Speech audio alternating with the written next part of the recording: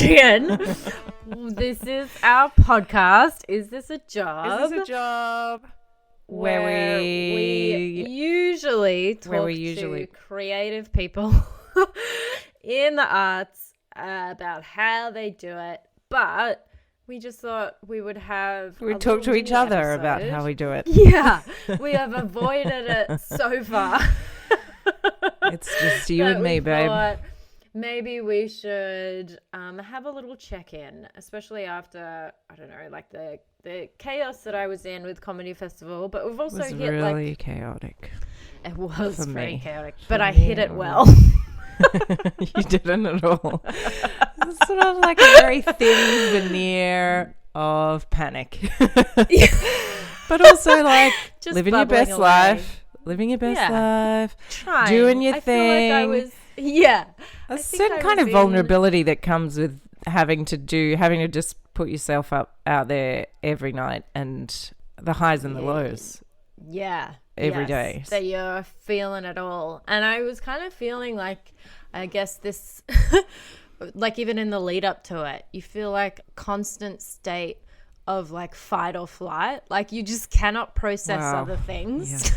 You're just like in this heightened mode of like, I have to do all these other things there's all these deadlines and like other things that I wanted to do to make sure that the show was good and things like that you just like you couldn't. It was like just other stuff. I literally could not fit it in my brain. It's just like, no, I can't think about that right now. Like it's just too much. But yeah, it is behind us. It's behind us now. We are drawing a line in the sand. I mean, it's so hard. A lot of people have been asking, like, how did it go? It's kind of like, well, if you had have come and watched, you would know. But I guess everyone had their own shows too, so it's very hard to go and see. Oh, no, I mean, like, normal other people. Oh, yeah. No, like, I had heaps of, like, my It's hard to, like, get out of your pajamas, though, isn't friends it? And get peers out. come. I know. It is so hard. And I did it too. Like, I missed some shows that I was really hoping to see, and then it was just came to the crux of it. It was like, I am so tired from work and from everything else. I can't get out.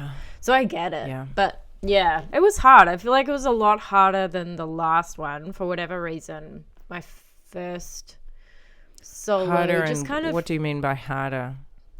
Harder to get people to come. I think. Yeah. Like the first one, I don't know how, but people just found me and just came, which was really great. And like it was just a bunch of people that I didn't know, or maybe my marketing or something was better. But different venue too. Well, yeah, different venue, different time slot as well. Like my last one was a lot earlier. This one was at 9. So that is a bit harder to get people to come, and the venue was a little bit out of the city, kind of. Not that far, but maybe just enough that it was like out of people's reach. But yeah. It's hard to kind of take stock and celebrate the creative milestones, which is like, it was a really good show, and you've come a long way in terms of writing and structure, and like it was really far and away above, it's really good, like your growth in terms of, I mean, I wasn't that bad. Like a performer and a writer. No. Yeah. Or way to see the positive, Raewyn. Way to really take the compliment. Instead cannot of handle just a compliment.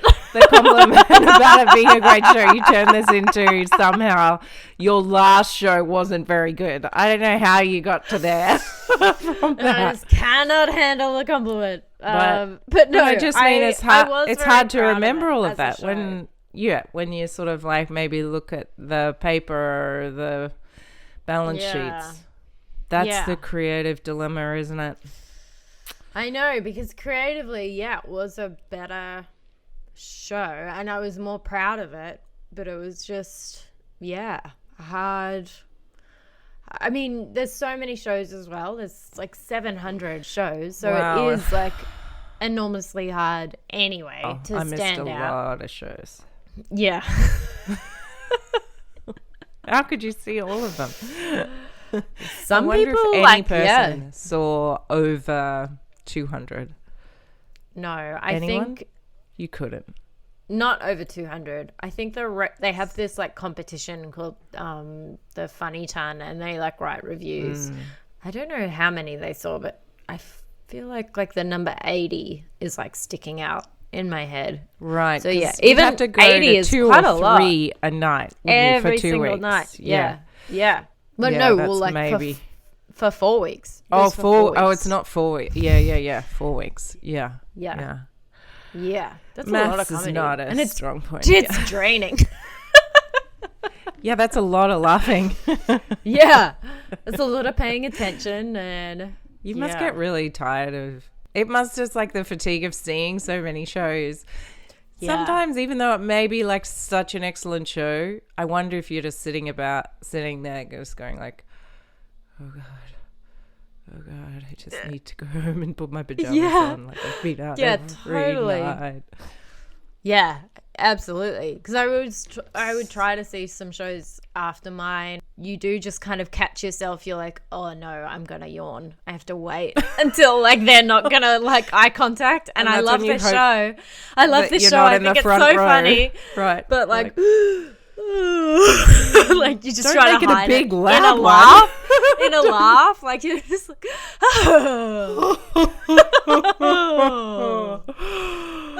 oh gosh. It's hard though, but to see, there were some nights where like you try to see 3 shows and you really notice it by the third one that you're like you still really like it, but you just cannot focus as well as the first 2. Yeah, that's probably too much comedy, I dare say. Too much comedy. But so I guess it was one of those things where it is hard to separate the creative milestone, where it did feel really good and I got like such good feedback and reviews from people that saw it. See, that's so nice. You just gotta take that stuff and put it in your pocket and not worry about how much money it costs. Well, like, it's not worry about it, but it's keep it in perspective. Yeah. I think it has probably definitely made me think more about not doing another show until I've got a bit more of a, sounds wanky to say, but like a fan base. Like once you find like the people that actually like you, the people that did come that I didn't know, like a lot of them had come. Yeah. To your other show. Yeah. So it's good to have like and heard you on your radio spots and stuff. Yeah. So I guess it's just all those other little things do just build, and then you find the people that do find you funny and are likely to get my kind of humor. But so maybe to not like I don't know, because it is a hard one as well, because I feel like it was kind of building, because the first week was just really hard. I think for a lot of people though, it was just really hard because people, I mean, we're in a crisis and all those kind of things, but also people just don't know the comedy festival is on yet, because I only did a half run and I did the first half this time, so that's another thing that's different. I did the second half last time, so maybe I think it all just builds, so that like once people understand that the comedy festival is on, then they're more inclined to take a chance try. on someone different. Whereas that's true. Just so many people didn't even know it was on, whether it was like maybe a misstep in the comedy festival marketing or something, but like even just general comedy festival. But I think even it's just general people, they were like, I had no idea it was even on. Right. Yeah, I guess I haven't really seen signs for it or like advertising around. It's all like the individual people, but maybe it's not in enough people's like, I don't know, zeitgeist isn't the right word, but enough people's like mind to just to think, in late March every year the comedy festival starts. But they just weren't reminded. I think it's that thing that we were talking about as well, I think a few weeks ago, which is that in these, you know, here in Australia, it's we're in this cost of living crisis, whatever you want to call it, where everyone feels really poor because everything costs a lot of money. And especially young people seem to be really affected so much, but although probably a lot of seniors as well. And, you know, homeless people. I'm not I'm definitely not just saying young people, but it certainly affects, I think, people who have discretionary money to spend like $20 on a show, and they're like, well, actually, I really have enough to pay the rent, and that might be my 3 drinks I can have for this week, or 2 drinks, $20. So it's sort of like, if that's your discretionary money, it's just like everything is just squeezed at the moment. So people might be saving up their money to go and see more tried and true in a big show or something, and just that one thing, rather than trying out something new, which is riskier.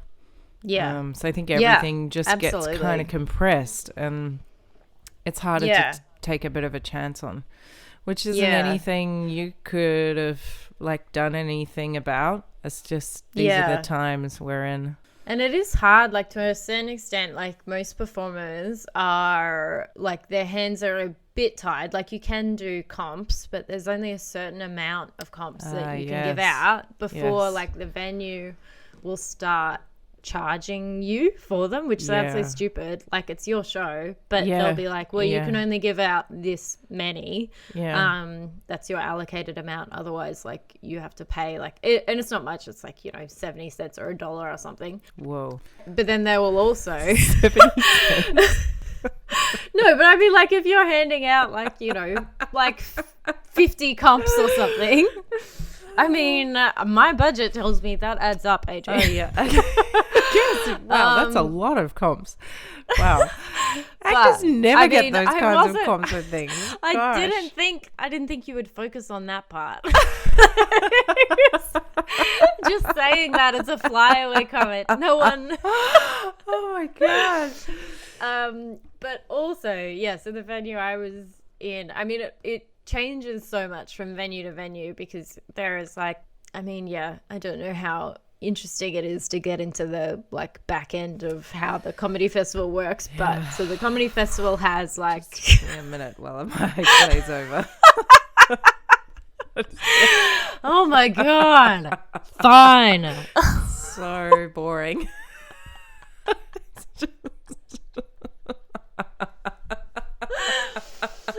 Oh god. Did you take notes about this? I think these are the things that I think is really important to get out there in our chat. Yeah. The back end. The back end of the comedy festival. Comedy festival. Of how many of what fees cost 77 cents. of the fees that the venue charges, and what's the differences between festival manage. You know, I could talk about all this, Adrienne, but I guess not. Just riveting, Raewyn. Gotta get that Patreon going so we can give the listeners, the dear listeners, a real behind the scenes nitty gritty. I mean, I want to hear about it. It's no secret that the comedian, actually, shock horror, does not get a lot of the ticket money. Because by the time you hand it out, we've lost our connection. So now it's just me solo and Raewyn solo. I can't hear you. Hello?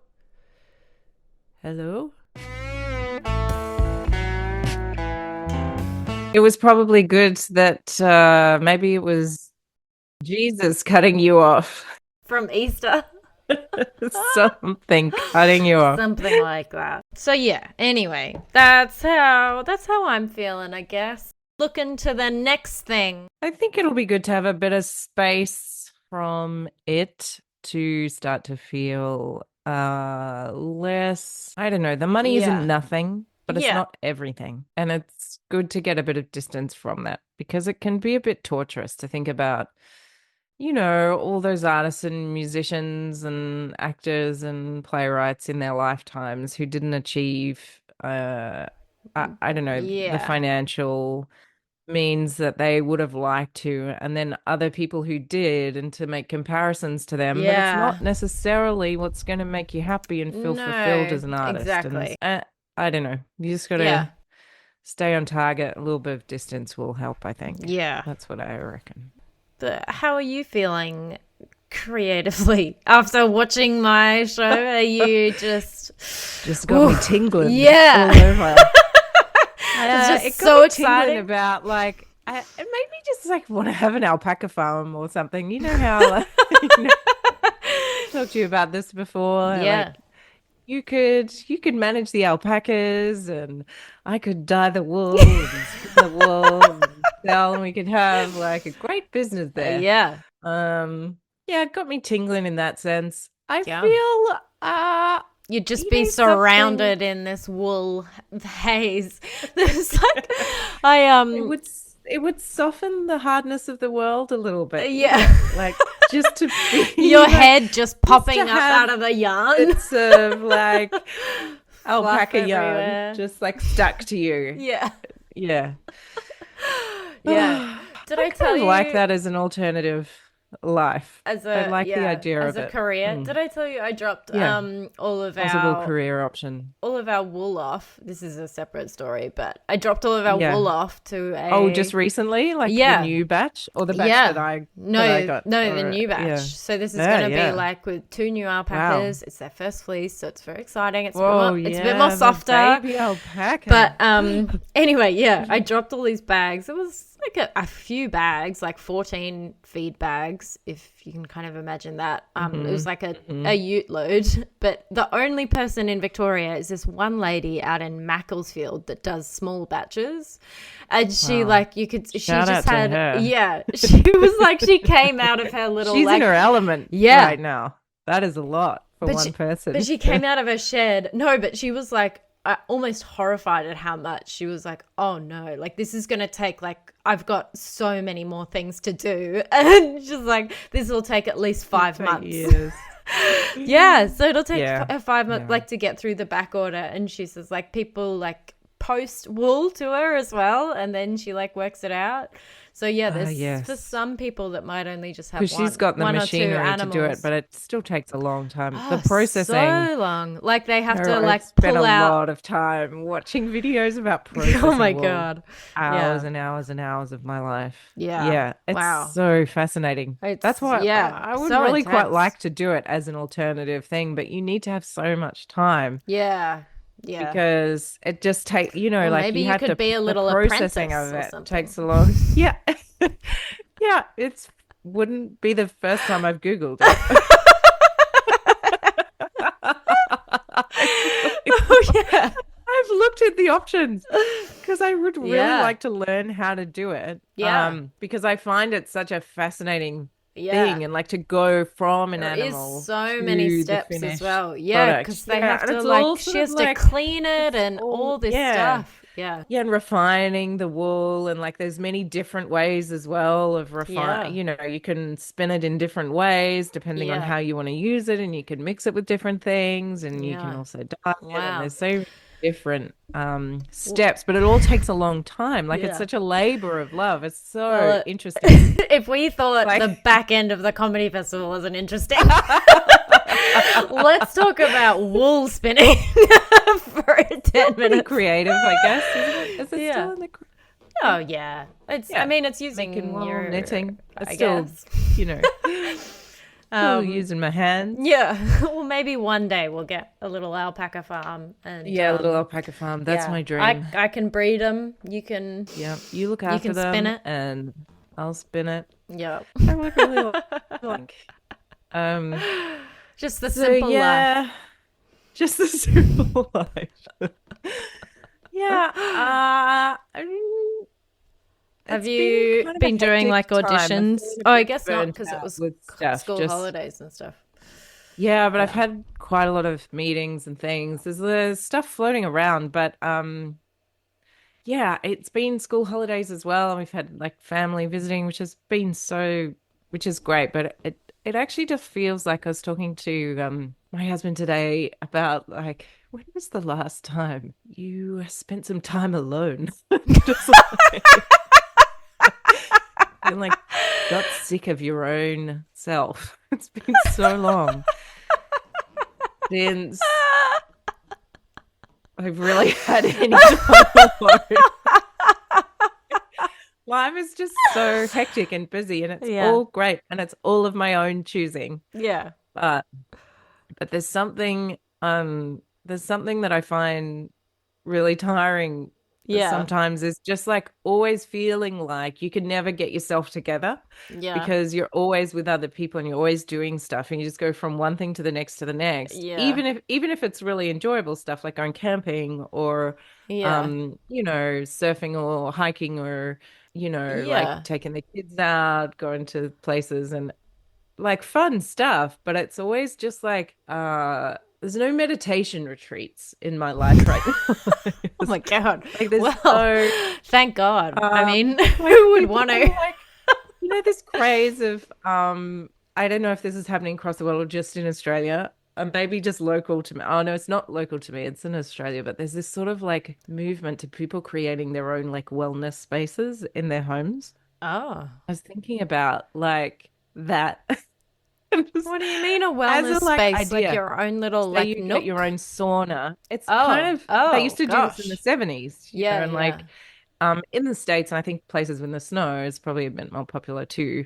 Because we're slightly less seasonal here, but it's like getting a sauna and like maybe a cold plunge pool or a magnesium plunge pool or what are some of the others that like people I've just heard talking about it and installing them. Yeah. And a part of me thinks like, wow, my life feels just so far away from having enough time. Having a sauna. Just in a sauna and a plunge pool. Like I just feel like I'd have to sacrifice a lot, like going away camping with my family for the weekend or something to sit by myself in a sauna and a plunge pool. But like it certainly gives you time alone and gives you time to feel centered. But anyway. You could get your own little plunge pool. This popped up on my Facebook marketplace. This is what they do. You get it in your backyard. That's what I'm saying. Yeah. People are putting them in their backyard, their own private ones. So there's not even a community, but there's not even a sense of community about it. Someone was selling this insert, like on Facebook Marketplace. I saw this, I don't know, I guess a company, but so they have this insert that fits into a deep chest freezer, like a deep freezer, and it had the lid. Like you put this thing on and then it keeps it cold. That just takes me back to school and like our science teacher like opening up some kind of deep freeze where there was like rats inside it or something like, Well, they are very relaxed. You wouldn't be getting in the deep freeze. No. I mean, those rats, they were in their own they were cold plunge. It was certainly cold plunged.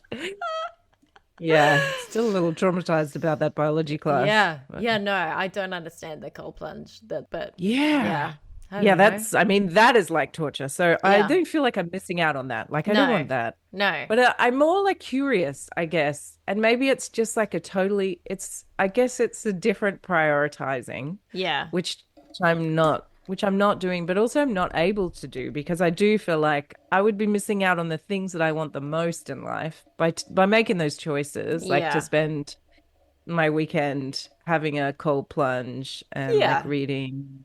But I guess it's not a weekend. Would be nice at some like point you would in the just future. do like, pretty quick cold plunge. Yeah, I know. I mean, you're not getting wrinkly in there. Like it is like I think the idea is it's quick, right? Yeah, exactly. It's like a minute or something. Yep.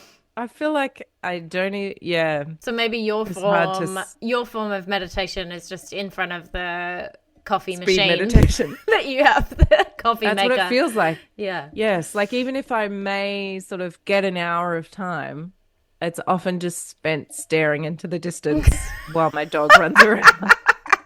And I'm just sort of like slowly sipping a coffee or just like gazing at flowers or daydreaming about birds. But it's hard to I don't know, embrace the, I guess I really don't feel very centered is what I'm trying to say.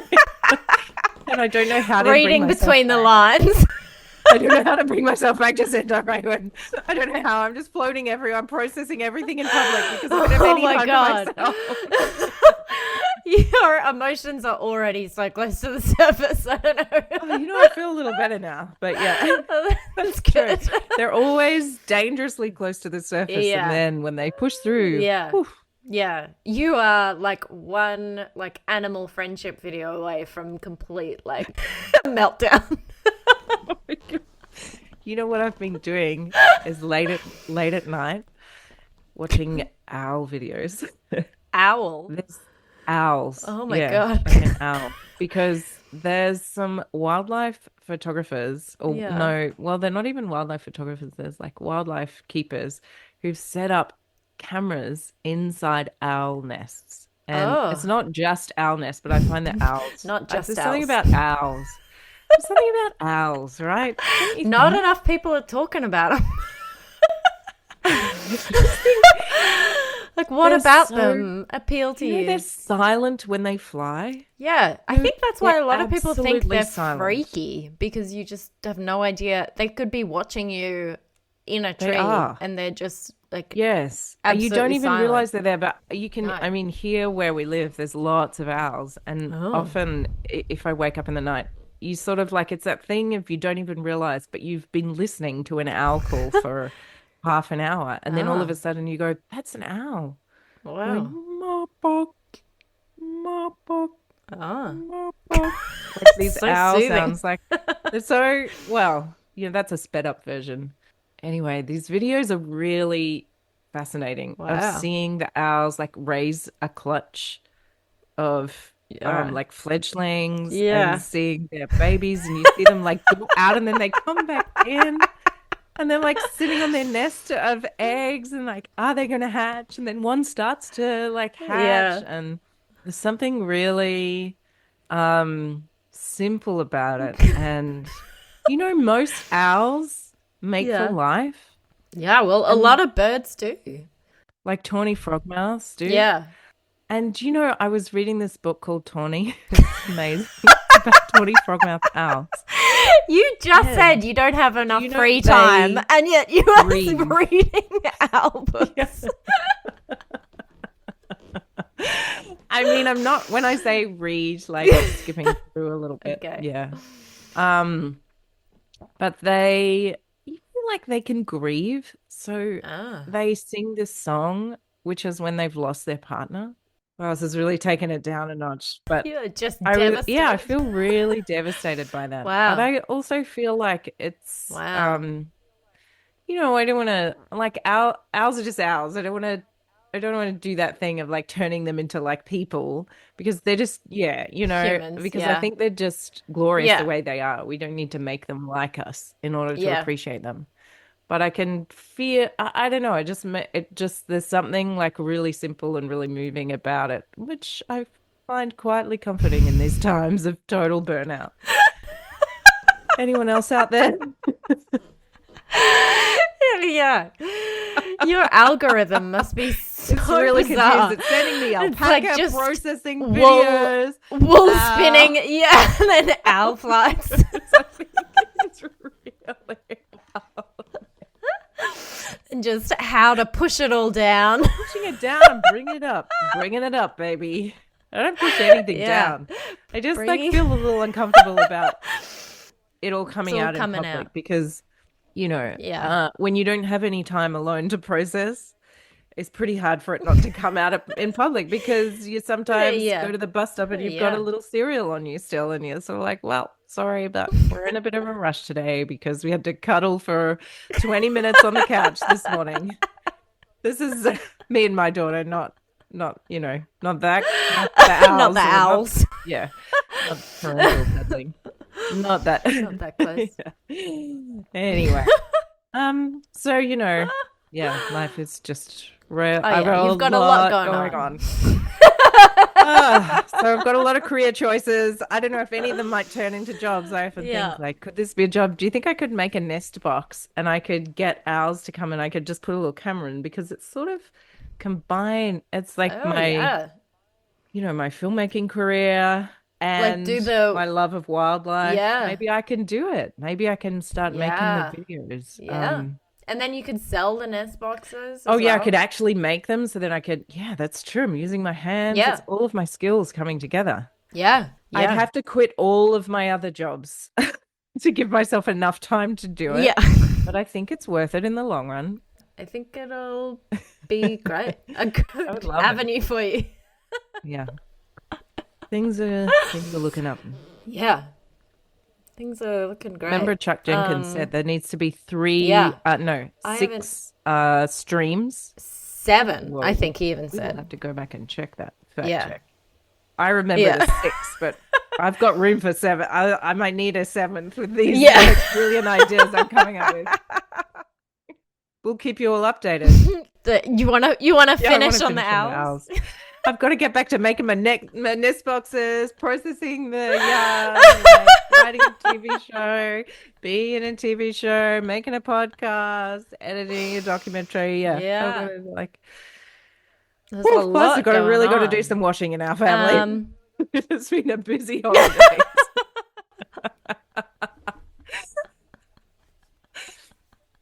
Thanks for joining us, everyone. Great. We kept everyone informed of this little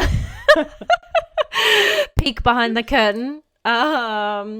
We did actually set up an email. I think I've put it in the show notes a couple of times. Yes, and we check it almost we've now got an email. So make sure you write. Well, if people email, then we'll start see it at some point. Yeah.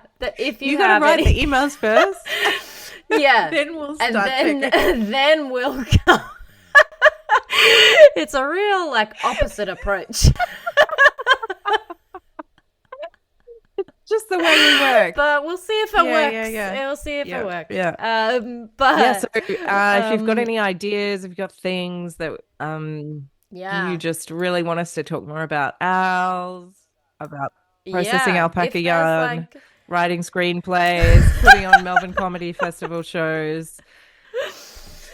If there's special guests or different questions that you want us to ask, I mean, I think we're doing pretty good with our hard-hitting questions. We're pretty good journalists. Yeah, we really stay to the questions we've written. Stay on course. Yeah. But maybe people have some suggestions, some ideas. And Adrian, we do even have reviews. Raewyn. I do not know. I do not know how to We check don't know how to read them. But someone told us we've got some reviews. So that's awesome, you guys. Thank you. I don't know what the star rating means. We assume half a star is the best you can get. So no, we've actually got 4 5-star reviews. That can't even just be our parents, because we've only got one father. So that's only 1 5-star. So that means some of them must be random. That means there's some of them must be actual 3 other delightful parents out there. That's it. Must have been some other parents of my friends. But some of your fans maybe. But maybe someone that came to the show. Thank you, everyone. Thank you. But we've got 4 of them. I cannot see who. We can't read them. I don't know. I think someone told us. I think they're there. Well, no one's written. Sorry, I shouldn't say that. But people, how you just select a star rating, and so people have. Oh my god! Well, people just select, so there's no written words. Yeah, great. But it's just there's who a has 5-star. The time these days to put in a written review? If anyone does, please do. We'd love to read it. Can we Send not? It to our email address. Let's not. Let's not bash the people that have more time than us. Yeah, that's true. I'm just jealous. If they've, While you're in your cold plunge, please think of us and give us 48-hour 5-star review. Cold plunge. Yeah, that really, that perked me up though. People are liking, I guess, what we have done, maybe what we will continue to do. Hey, we've had some great guests. What path Oh, yeah. They've done a lot of the heavy lifting. They've really. That's not why. Yeah, we won't take all the credit, but all of it. That's really nice. And there's so many more people to talk to. So we will be back. We've lined up our next person. We'll get a guest on. Awesome. That's it for now. And as we say at the close of each podcast, that's gonna stick. Yeah, great. What was the owl sound?